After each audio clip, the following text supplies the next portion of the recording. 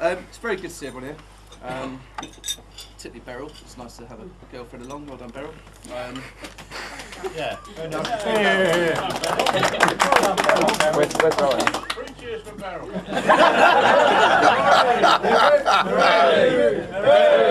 Trust me,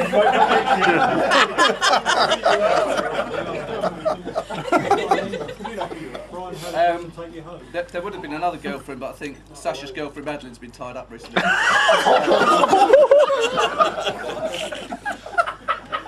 That is unethical. That is very unethical. Sasha is actually Sasha's I mean Gerpal is his nickname. Sasha's a big Boris Johnson fan. He would probably live in Leicester. Anyone in London wouldn't support Boris, so we've got him. There you go.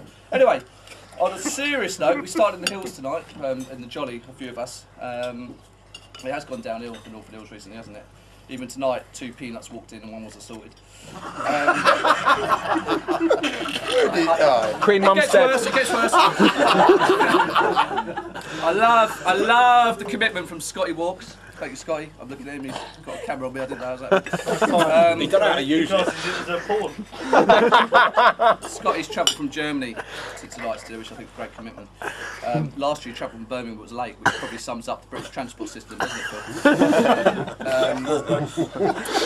Phil? Speaking of Germany and travel, did you hear about the cowboy who walked into a German car showroom? He says Audi. It gets worse. Did you get it, Barry? This is 10 years we've done this dinner now. I didn't know it, Ben kindly pointed out, 10 years we've done this dinner. I remember sort of bringing it up that we should do this, and I think the committee at the time were very reluctant. But we took a gamble, we went to the Cricketers Club of London.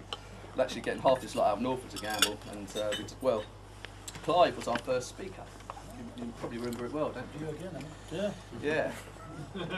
I gave Terry a letter to give to Clive about 3 months before he spoke. I think Terry gave it to him about 5 minutes before he spoke.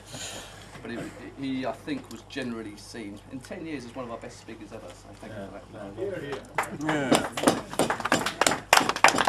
I have to say, that is the only speaker here. I look back at the menu 10 years ago. Peter Spencer did the Norfolk Town Toast that day. Mike Peacock did the reply.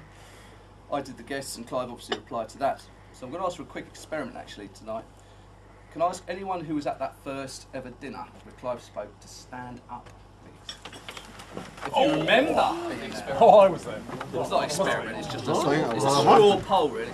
Did I miss the first one? You did, you were there. Stay standing, stay standing. I'm now going to ask, who's been to every single one of the dinners then? In those 10 years. Miss Fun. Yeah, sit down. You outstage your welcome. So it just shows we give the older people at the top table better food. Well done, everyone. Oh, sorry. Sit down. You can sit down now. Everyone. Sit down. Side table. Again. Ain't yours. No, I was talking about that lot. Dave Hardy thought he was going out of bed. He's ages. Looking back at the last 2 years, I thought we'd look at the speakers first. Clive, of course, he's touched on. We had Gus Fraser down it. He charged us £100. I mean, I thought he charged about 10 grand now, but Richard said I'm ridiculous. He'd probably only charge about 800. What do you reckon, Clive? How much would Gus charge nowadays?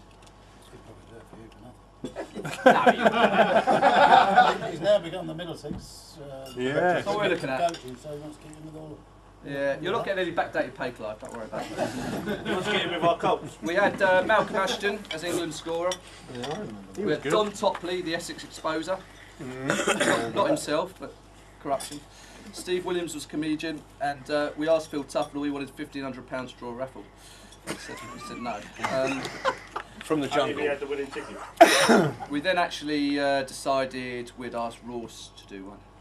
And we've never looked back. We've never had an external speaker since. And Ross is, I'm glad to say, is back today to do his usual bitter abuse. So Due to popular acclaim. if anyone can't handle it, I suggest they go to the bar and have a fag. Otherwise, they'll get lots of abuse. You can't smoke at the bar, it's inside. The venues, looking at the venues, we've been at the Cricketers for 7 years. I thought it was a very appropriate place to go. And actually, it came from an idea. I went to the Kenton one 11 years ago and Got drunk. we thought it was a really good place. Yeah, I did. Was it yesterday or then? 7 years there, got a bit tired in the end, having 7 years there. The quality went a bit downhill, the expense went uphill. and we began fighting a losing battle. Well, certainly Tim did. Carl's in the kitchen waiting for you if you want to go back there. Hayes Till, we had 2 years of it, which I thought was excellent, but it was so good it's been fully booked. And now we're at Norfolk Golf Club, which I hope everyone's had a good time. Absolutely. Excellent. All right. Yeah. But we also got talking. I also got thinking about captains, and who's been the captains in all those years. And I started thinking about the twos, and I just couldn't. So another new experiment. In the last 10 years, can anyone be upstanding who's been a second team captain in the last 10 years? Officially or unofficially? It's a stable team, that second team. That is the two shot.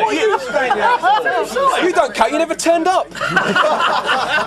You're on your greyhounds. You can sit down. 2 years ago. I got on track 4. And actually, we've still got Neil Dudley sitting at home. Now do the one. Somewhere. Now do the one. Now we're doing it. That'll be up in a minute.